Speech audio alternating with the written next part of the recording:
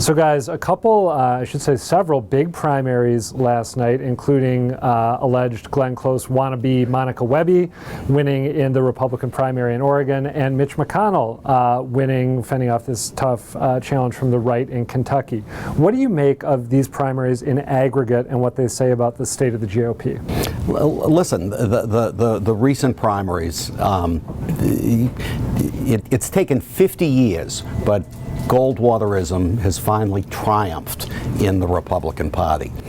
For all our young viewers, when you say Goldwaterism, what do you mean? I mean Barry Goldwater, the arch conservative who said, what did he extremism say? in the defense of liberty is no vice. Right? And who many people say was a precursor to Ronald Reagan.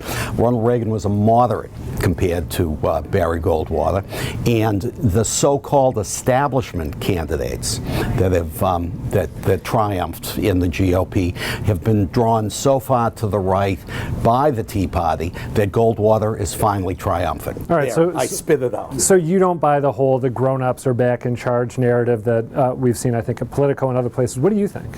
Well, let's start with Goldwater, by the way, because he was an icon in your home state of Arizona. My home state, That's Arizona. right. Good point.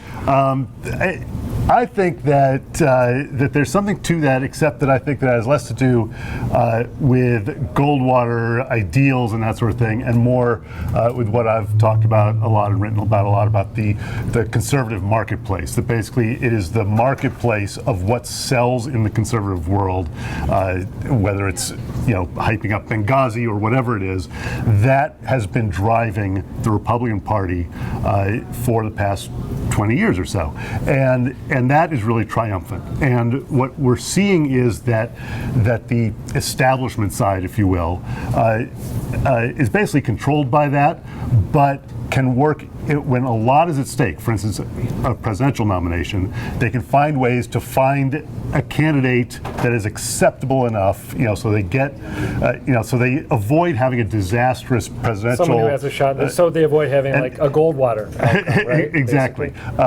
And instead they get a Mitt Romney who is, acceptable. And what we're seeing is that in this Senate election cycle, Mitch McConnell and others are saying, we really have a chance to be in power, to get to 51.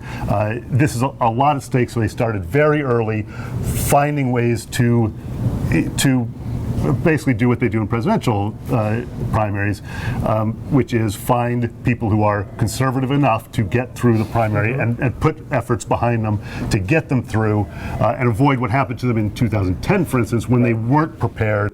And took a shellacking. All right, what about you? You want to get the last word, I think? Well, before the primaries, the polls in aggregate were roughly saying that the Republicans had, let's say, a 75% chance of taking over Congress again, taking over the Senate. After this race, it's down to about 80%. The election's a long way away. Wait, their chances of taking the Senate have increased or decreased? Decreased. All right.